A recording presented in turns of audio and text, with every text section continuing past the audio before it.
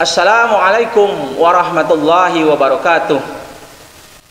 Anak-anakku, khususnya siswa kelas 7 SMP di seluruh Indonesia yang sekarang sedang berada di rumah. Apa kabar anak-anakku? Semoga kalian semua baik-baik saja, sehat walafiat, dan tentu tetap semangat belajar meskipun berada di rumah. Hari ini kita akan belajar mata pelajaran pendidikan agama Islam dan budi pekerti kelas 7 semester 2. Belajar kalian akan ditemani oleh saya, Ilham Maulani, guru pendidikan agama Islam dan budi pekerti SMP Negeri 19 Kota Tasikmalaya, Provinsi Jawa Barat. Belajar hari ini adalah tentang materi pokok Al-Khulafaur Rasyidun kelas 7 semester 2. Anak-anakku tercinta, sebelum kita belajar, marilah kita buka dengan membaca basmalah dan berdoa. Bismillahirrahmanirrahim. Rabbi zidni ilman warzuqni fahman. Amin ya Allah ya Rabbal Alamin. Anak-anakku yang tercinta, untuk mengikuti proses pembelajaran Al-Khulafaur Rasyidun secara lengkap, mari kita saksikan tayangan berikut ini. Al-Khulafaur Rasyidun bersama Ilham Maulani, guru agama Islam SMP Negeri 19 Kota Tasikmalaya, Provinsi Jawa Barat. Anak-anakku tercinta, tujuan pembelajaran kita hari ini ada 6. Yang pertama, menghayati perjuangan dan kepribadian Al-Khulafaur Rasyidun. Yang kedua, meniru perilaku terpuji Al-Khulafaur Rasyidun. Yang ketiga, menyebutkan arti Al-Khulafaur Rasyidun. Yang keempat, mengemukakan nama-nama Al-Khulafaur Rasyidun. Yang kelima, menjelaskan kepribadian Al-Khulafaur Rasyidun. Yang keenam, menguraikan program Al-Khulafaur Rasyidun dalam mengembangkan Islam. Kemudian materi Al-Khulafaur Rasyidun ini terdiri dari 5 pokok pembahasan. Yang pertama adalah pengertian, jumlah, dan nama-nama Al-Khulafaur Rasyidun. Kemudian yang kedua, Abu Bakar As-Siddiq. Yang ketiga, Umar bin Khattab. Yang keempat, Utsman bin Affan. Yang kelima, Ali bin Abi Thalib. Anak-anakku peserta didik kelas 7 SMP,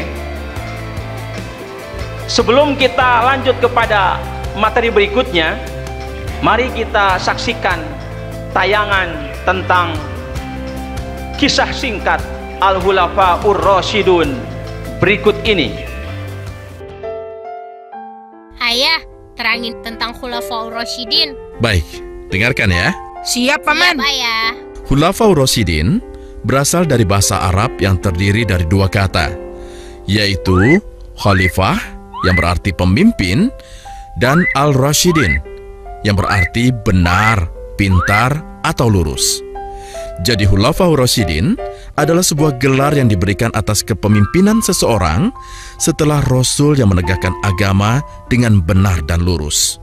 Oh, lalu siapa saja yang diberi gelar Khulafaur Rasyidin, Paman? Pertanyaan yang bagus, Dok. Dodo gitu loh. Mereka itu adalah para sahabat Nabi.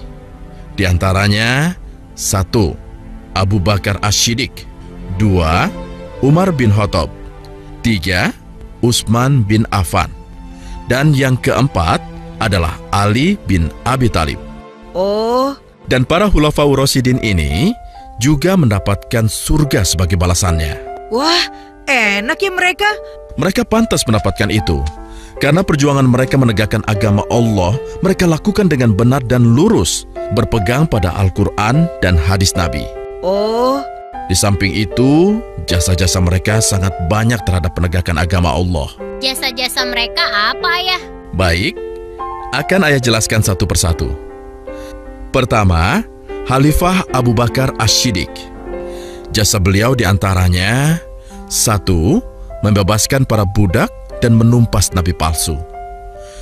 2. Memberantas kaum murtad. 3. Menghadapi kaum yang ingkar zakat. 4. Mengumpulkan dan membukukan ayat-ayat Al-Quran. Kedua, Umar bin Khattab. Jasa beliau diantaranya: pada masa pemerintahan Khalifah Umar, wilayah Islam semakin meluas sampai ke Mesir, Irak, Syam, dan negeri-negeri Persia lainnya. Umarlah yang pertama kali membentuk badan kehakiman dan menyempurnakan pemerintahan, juga meneruskan usaha Abu Bakar dalam membukukan Al-Quran. Ketiga, Utsman bin Affan. Jasa beliau diantaranya melanjutkan sukses para pendahulunya, terutama dalam perluasan wilayah kekuasaan Islam. Daerah-daerah strategis yang sudah dikuasai Islam seperti Mesir dan Irak. Karya monumental Utsman yang dipersembahkan kepada umat Islam ialah menyelesaikan penyusunan kitab suci Al-Quran. Dan yang keempat adalah Ali bin Abi Thalib. Jasa beliau diantaranya adalah memenangkan peperangan yang sekaligus berhasil mempersatukan kembali kaum muslimin setelah terjadi perang saudara yang berkepanjangan. Nah, demikianlah sebagian jasa-jasa besar para Khulafaur Rasyidin. Nah, sebagai penerus umat Islam, hendaknya kalian meneladani kepemimpinan para Khulafaur Rasyidin itu. Anak-anakku, setelah menyaksikan tayangan tentang kisah singkat Al-Khulafaur Rasyidun tadi, yuk sekarang Bapak bertanya, kira-kira apa nih jawabannya dari anak-anak? Coba jelaskan pengertian, jumlah, dan nama-nama Al-Khulafaur Rasyidun. Al-Khulafaur Rasyidun artinya adalah pemimpin yang diberikan petunjuk oleh Allah Subhanahu wa Ta'ala. Mereka adalah pengganti Rasulullah Sallallahu Alaihi Wasallam. Kemudian juga anak-anak tadi menyaksikan tayangan, ada jumlah dan nama Al-Khulafaur Rasyidun. Ayo, sekarang kita tebak kira-kira berapa jumlah dan namanya siapa saja. Baik, jumlah Al-Khulafaur Rasyidun dari tayangan tadi kita dapat menjawab ada 4. Siapakah beliau-beliau ini? Beliau-beliau ini adalah 1. Abu Bakar As-Siddiq, 2. Umar bin Khattab, 3. Utsman bin Affan, 4. Ali bin Abi Thalib. Baiklah, kita lanjutkan sekarang ke pembahasan yang pertama tentang Khalifah Abu Bakar As-Siddiq.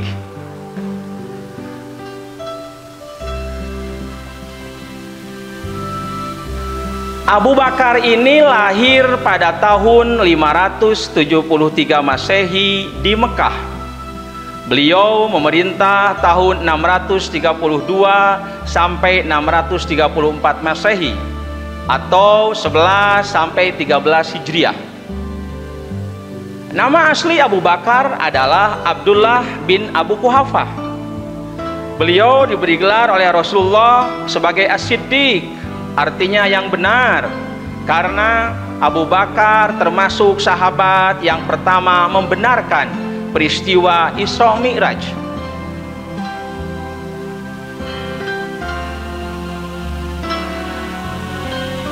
Abu Bakar juga termasuk as-sabiqun al-awwalun, artinya orang-orang yang pertama masuk Islam. Ketika beliau masuk Islam, seluruh harta dan jiwanya dikorbankan untuk membela agama Islam, mendampingi Rasulullah hijrah dari Mekah ke Madinah, dan patuh pada ajaran Rasulullah Sallallahu Alaihi Wasallam.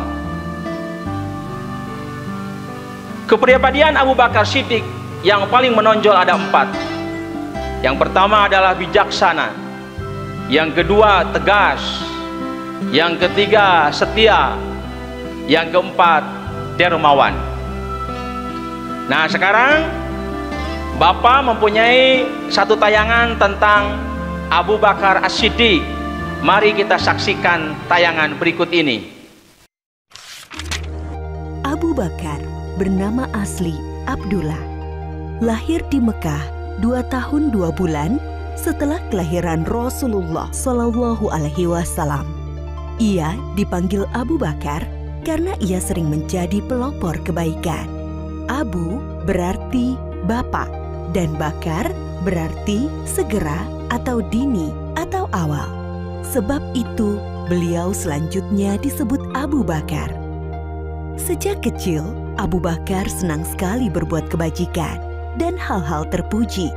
Salah satu sahabatnya berkata, "Sesungguhnya engkau selalu menyambung tali silaturahim, selalu berkata benar, banyak menanggung kesulitan orang lain, menolong orang-orang yang menderita, dan menghormati tamu." Begitu kesaksian Ibnu Dugunah, sahabat Abu Bakar. Abu Bakar termasuk orang yang paling utama masuk Islam. Ia adalah sahabat Nabi Muhammad Shallallahu Alaihi Wasallam yang paling setia, mendampingi Rasulullah sejak masuk Islam sampai meninggal. Ketika Nabi Muhammad Shallallahu Alaihi Wasallam berhijrah dari Mekah ke Madinah, Abu Bakarlah yang menemaninya. Pada saat itu, Kamis 27 Safar tahun ke-14 kenabian. Anak-anakku tercinta, dari tayangan tentang Khalifah Abu Bakar tadi, coba tebak lagi nih, kira-kira kepribadian Abu Bakar tentang apa nih yang ada dalam tayangan itu? Pribadi Abu Bakar nih apa? Ayo tebak sosok Abu Bakar. Ternyata satu, Abu Bakar itu dermawan, senang membantu orang lain. Yang kedua, Abu Bakar itu setia mendampingi Nabi Muhammad SAW hijrah dari Mekah ke Madinah.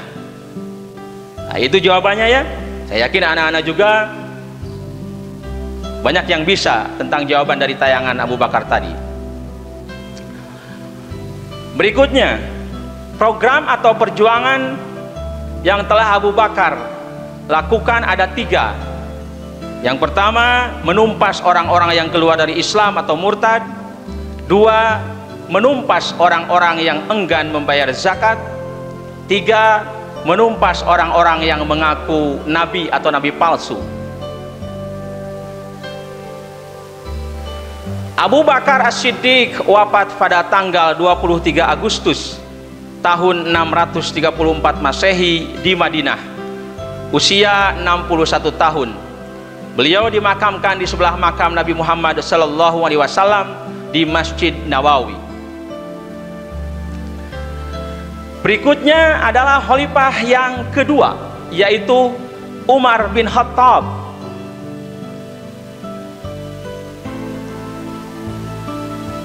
Umar lahir pada tahun 584 Masehi di Mekah. Memerintah tahun 634 sampai 644 Masehi atau 13 sampai 23 Hijriah. Nama lengkap Umar bin Khattab adalah Umar bin Khattab bin Nufail dari Bani Adi. Beliau juga mempunyai gelar Al-Faruq, yaitu orang yang bisa memisahkan antara kebenaran dan kebatilan. Kepribadian Umar bin Khattab terkenal dengan pribadi yang tegas, pemberani, peduli pada rakyatnya, mementingkan kepentingan orang banyak, dan hidupnya sederhana. Baiklah, sekarang anak-anak simak dan perhatikan. Saya akan mengisahkan tentang salah satu kisah bagaimana Umar bin Khattab begitu peduli pada rakyatnya. Anak-anakku, suatu hari Umar bin Khattab mengajak Aslam untuk ini atau menuju sebuah kampung terpencil di kota Madinah. Kemudian Umar dan Aslam berangkat ke kampung terpencil tersebut di malam hari. Ketika tiba di kampung itu, Umar mendengar tangisan gadis kecil. Ketika mendengar tangisan gadis kecil itu, Umar dan Aslam mendekat. Lalu mereka berdua semakin mendekat, dan ternyata sumber suara gadis kecil itu ada di sebuah gubuk. Sebuah gubuk yang kecil. Setelah tiba di sumber suara gadis itu, lalu Umar dan Aslam mengucapkan salam untuk memasuki gubuk itu. Umar berkata, "Assalamualaikum." Kemudian ada seorang wanita yang menjawab salam Umar itu. Kemudian setelah dibuka, Umar memohon izin kepada perempuan itu untuk masuk ke dalam gubuk atau rumah yang kecil itu. Setelah diizinkan, lalu Umar bertanya kepada perempuan tua yang sedang berada di depan perapian, "Wahai ibu, kenapa gadis kecil itu menangis?" Kemudian ibu menjawab, "Gadis itu menangis karena dari pagi sampai malam ini dia lapar. Dia belum makan." Kemudian Umar menyambut kembali, "Oh, kalau begitu apa yang kau nanak atau yang kau masak sekarang? Engkau kan kelihatan sedang memasak sesuatu di atas panci itu." Kata ibu, "Kalau Tuan penasaran ingin melihat apa yang saya masak, silakan Tuan lihat, silakan Tuan cek." Kemudian Umar dan Aslam mengecek masakan itu, dan ternyata ibu tersebut bukan sedang memasak makanan, tetapi justru sedang memasak batu. Umar bertanya pada ibu, "Ibu, kenapa ibu mau masak batu bukan makanan?" Ibu itu menjawab, "Wahai Tuan, saya tidak punya makanan untuk menghibur anak saya yang lapar dari pagi sampai malam ini. Maka saya berbohong kepada anak saya bahwa saya sedang menanak sesuatu atau memasak sesuatu. Saya berharap dengan menanak sesuatu ini anak saya akan tertidur pulas. Tapi ternyata anak saya tetap menangis sampai malam ini. Kondisi saya seperti ini gara-gara Umar bin Khattab." Mendengar itu, Umar agak kaget. Kemudian bertanya lagi kepada ibu itu, "Mengapa? Tentang Umar bin Khattab?" "Ibu," kata ibu itu, "ya, ini adalah ulah Umar bin Khattab yang tidak peduli pada rakyatnya, tidak peduli pada saya yang tidak punya apa-apa. Umar adalah pemimpin yang zalim pada rakyatnya. Saya lapar, anak saya lapar, tapi tidak diperhatikan." Mendengar jawaban dari ibu itu, maka tersentaklah Umar. Kemudian Umar minta izin kepada ibu itu untuk keluar, dan ketika di luar, Umar dan Aslam langsung menuju ke Baitul Mal dan mengambil sekarung gandum untuk diberikan kepada ibu itu. Dari Baitul Mal, Umar sendiri yang menggendong ataupun yang membawa gandum, sekarung gandum itu. Ketika Umar memikul gandum itu, sekarung gandum itu, maka Aslam berkata, "Umar, janganlah engkau pikul gandum itu, biarlah saya yang memikul." Kata Umar, "Aslam, saya tidak ingin memikul beban saya di akhirat kelak. Biarlah saya pikul ini gandum sendiri, saya akan berikan kepada ibu itu." Kemudian Umar bin Khattab dan Aslam pergi ke rumah ibu tersebut. Assalamualaikum. Pada malam itu juga Umar mengetuk pintu. Kemudian ibu tersebut menjawab "Waalaikumsalam" dan menyilahkan kepada Umar dan Aslam untuk masuk. Begitu masuk, Umar mengatakan, "Ibu, ini ada sekarung gandum buat ibu. Izinkan saya untuk memasak. Izinkan saya untuk memasak sendiri gandum ini." Kemudian malam itu Umar sendiri yang memasak gandum itu atau menanak gandum itu, kemudian dimakan bersama-sama ibunya dan anaknya. Program atau perjuangan Umar bin Khattab antara lain: 1. Perluasan kekuasaan Islam sampai ke Persia dan Romawi. 2. memperluas dan merenovasi Masjidil Haram di Mekah dan Masjid Nabawi di Madinah. 3. Memulai proses kodifikasi hukum Islam. 4. Penanggalan tahun Hijriah. Umar wafat pada tanggal 25 Zulhijjah tahun 2023 Hijriah bertepatan dengan 3 November tahun 644 Masehi di Madinah. Usia 60 tahun, dimakamkan di sebelah kiri makam Nabi Muhammad SAW di Masjid Nabawi, Madinah. Berikutnya adalah khalifah yang ketiga, Utsman bin Affan.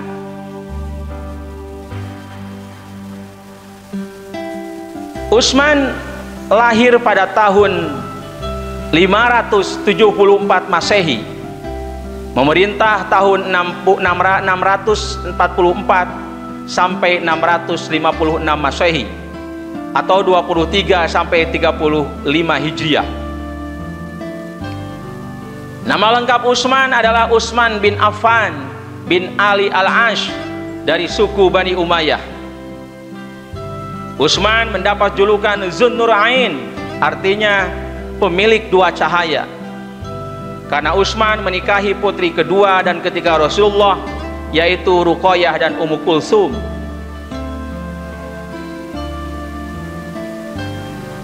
Utsman bin Affan terkenal dengan pribadinya yang dermawan, peduli pada rakyat miskin, dan baik hati. Berikut saya akan tayangkan sebuah kisah singkat tentang Utsman bin Affan. Kisah Utsman bin Affan, sahabat Rasulullah yang santun dan dermawan. Utsman bin Affan berasal dari klan Umayyah yang terkenal kaya dan terkemuka. Meskipun memiliki kekayaan yang melimpah, Utsman memiliki sifat yang rendah hati dan sederhana. Selain itu, beliau juga sangat dermawan dan ringan tangan dalam membantu sesama. Contoh kedermawanan Utsman adalah ia tidak segan-segan memberikan banyak bantuan untuk keperluan pasukan yang akan berangkat berperang. Seperti halnya pada saat perang Tabuk, ia menyerahkan 1000 dinar yang dikeluarkan begitu saja dari saku bajunya. Ia juga membantu pasukan dengan 940 ekor unta dan 60 ekor kuda. Setelah perang Tabuk usai, para pasukan mengembalikan sumbangan dari Utsman. Namun, Utsman dengan kemuliaan hatinya tidak menuntut barang yang telah disumbangkannya itu dikembalikan kepadanya. Utsman bin Affan juga terkenal akan perilakunya yang sangat santun. Perilaku terpuji itu terlihat dari kebiasaan beliau yang suka meringankan beban sesama muslim. Kembali saya bertanya kepada anak-anak yang telah menyaksikan tayangan singkat tentang Utsman bin Affan tadi. Ayo sekarang tebak anak-anak, kira-kira Utsman bin Affan itu mempunyai perilaku terpuji apa? Berarti anak-anak setelah memikirkan jawabannya, sosok Utsman bin Affan adalah mempunyai perilaku terpuji. Beliau rela mengeluarkan harta bendanya demi menegakkan ajaran Islam. Program atau perjuangan Utsman bin Affan ada 4. 1. Perluasan kekuasaan Islam sampai ke Pakistan, Afrika dan Spanyol. 2. Merenovasi dan mempercantik Masjid Nabawi di Madinah yang telah dibangun oleh Khalifah Umar bin Khattab. 3. Pemushafan Al-Quran. 4. Membentuk angkatan laut yang kuat. Utsman wafat pada tanggal 17 Juni 656 Masehi atau bertepatan dengan 17 Zulqa'dah 35 Hijriah di Madinah. Khalifah yang terakhir adalah Ali bin Abi Thalib. Ali lahir pada tahun 599 Masehi, memerintah tahun 656 sampai 661 Masehi atau 35 sampai 40 Hijriah. Ali mempunyai nama asli Asad atau Haidar bin Abi Thalib. Beliau merupakan anak angkat Rasulullah, belajar langsung dengan Rasulullah, dan beliau juga menantu Rasulullah karena menikah dengan Fatimah putri Rasulullah. Ali termasuk as-sabiqunal awwalun, orang-orang yang pertama kali masuk Islam dari kalangan anak-anak. Kepribadian Ali cerdas, tegas, tangkas, sederhana, dan penyabar. Kembali anak-anak, saya akan menayangkan video tentang kisah Ali berikut ini.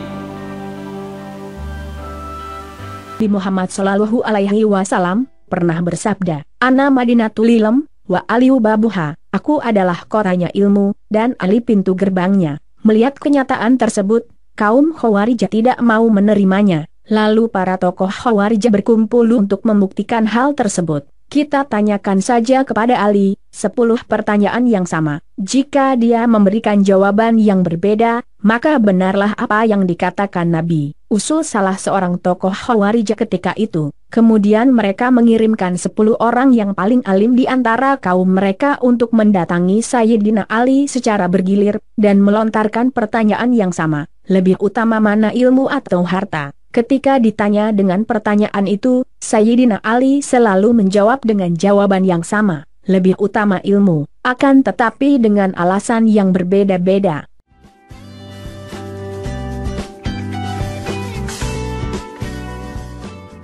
Kepada penanya pertama, Sayyidina Ali menjelaskan bahwa ilmu adalah warisan para nabi, sedang harta merupakan warisan Korun, Firaun dan lainnya. Kepada penanya kedua, Sayyidina Ali menjelaskan bahwa ilmu menjagamu, sedang harta, kamulah yang menjaganya. Kepada penanya ketiga, Sayyidina Ali menjelaskan bahwa pemilik ilmu sahabatnya banyak, pemilik harta musuhnya banyak. Kepada penanya keempat, Sayyidina Ali menjelaskan bahwa ilmu akan bertambah jika kau pergunakan, harta akan berkurang jika kau gunakan. Kepada penanya kelima, Sayyidina Ali menjelaskan bahwa pemilik ilmu akan dihormati dan dimuliakan, sedangkan pemilik harta akan ada yang menjulukinya si pelit. Kepada penanya keenam, Sayyidina Ali menjelaskan bahwa harta perlu dijaga dari pencuri, ilmu tidak perlu dijaga. Kepada penanya ketujuh, Sayyidina Ali menjelaskan bahwa pemilik harta pada hari kiamat akan dimintai tanggung jawab,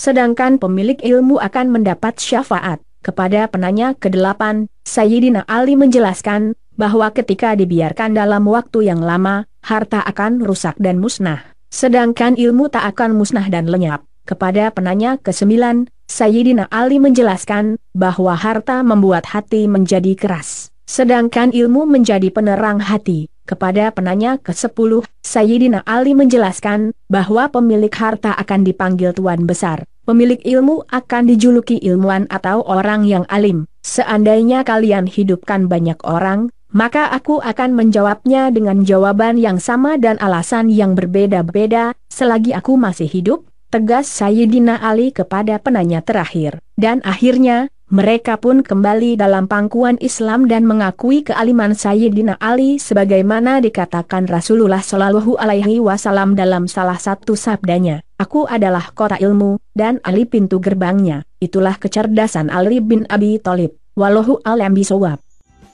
Anak-anakku, setelah melihat tayangan singkat tentang Ali bin Abi Thalib barusan, kira-kira sosok Ali itu sebagai pribadi yang apa? Yang punya perilaku apa ataupun pemikiran Ali itu bagaimana? Anak-anak, sosok Ali bin Abi Thalib, kalian bisa menebaknya.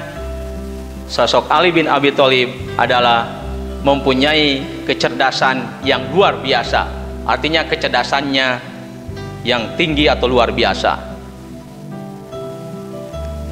Program atau perjuangan Ali bin Abi Thalib ada 4. 1. Menyatukan kaum muslimin setelah terjadi perang saudara.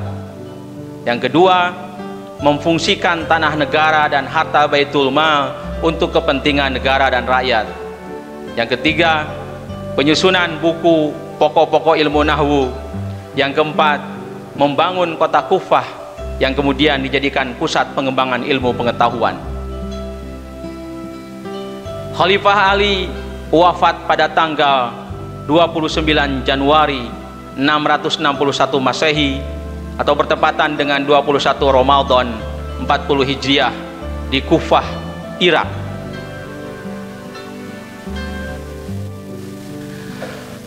Anak-anakku peserta didik kelas 7 yang sekarang sedang belajar di rumah,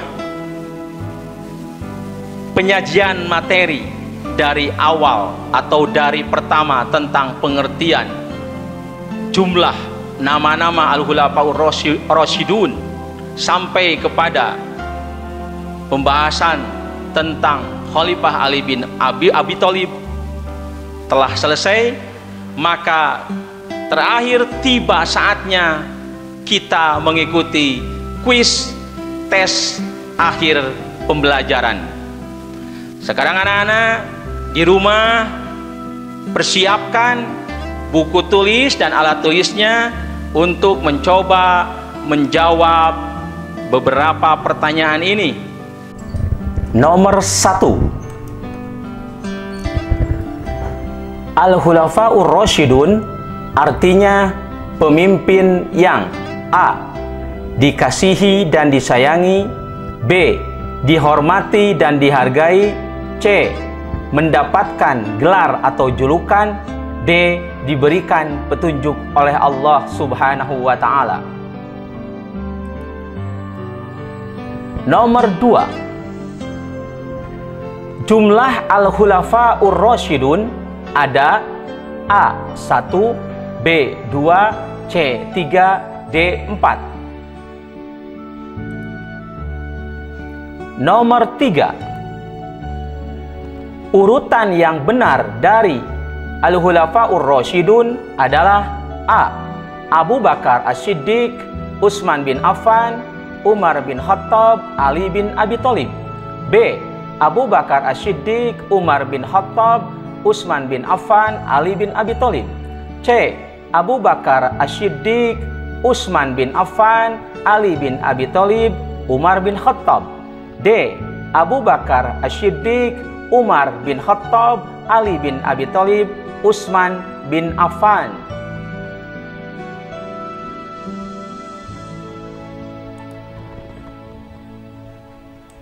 Nomor 4. Abu Bakar mendapat gelar As-Siddiq, artinya sahabat yang A. benar, B. sah, C. baik, D. tepat. Nomor 5. Yang mendapat julukan Al-Faruq adalah A. Abu Bakar, B. Umar bin Khattab, C. Utsman bin Affan, D. Ali bin Abi Thalib. Nomor 6. Yang mendapat julukan Zunnurain adalah A. Abu Bakar, B. Umar bin Khattab, C. Utsman bin Affan, D. Ali bin Abi Thalib. Nomor 7. Abu Bakar terkenal dengan pribadinya yang A. cerdas, tangkas, tegas, sederhana, B. bijaksana, tegas, setia, dan dermawan, C. tegas, pemberani, sederhana, peduli pada rakyat, D. bijaksana, dermawan, mementingkan orang banyak.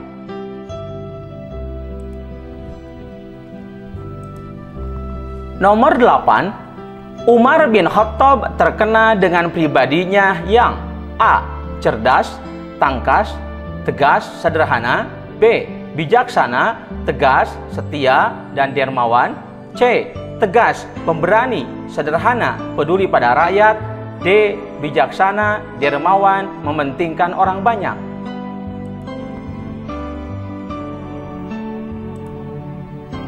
Nomor 9. Nama khalifah yang terkenal dengan kecerdasannya adalah A. Ali bin Abi Thalib, B. Utsman bin Affan, C. Umar bin Khattab, D. Abu Bakar As-Siddiq.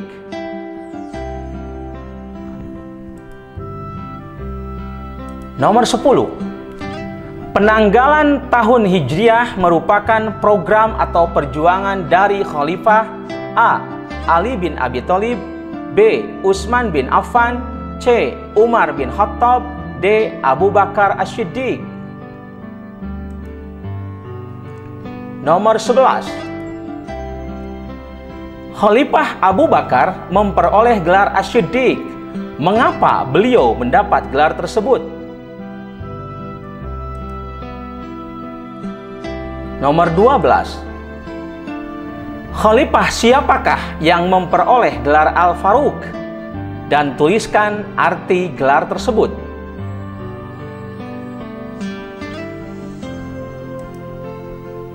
Nomor 13. Tuliskan 3 karakter terpuji dari Khalifah Utsman bin Affan.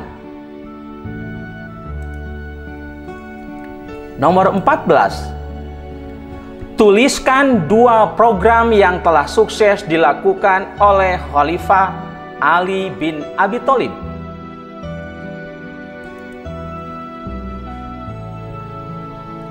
Nomor 15. Jelaskan 5 keteladanan yang dapat kita tiru dari perilaku Al-Khulafaur Rasyidun. Anak-anakku sekalian, kuis tes akhir pembelajaran dari nomor 1 sampai nomor 15 telah kalian ikuti dan mencoba. Silakan untuk menjawabnya di rumah masing-masing.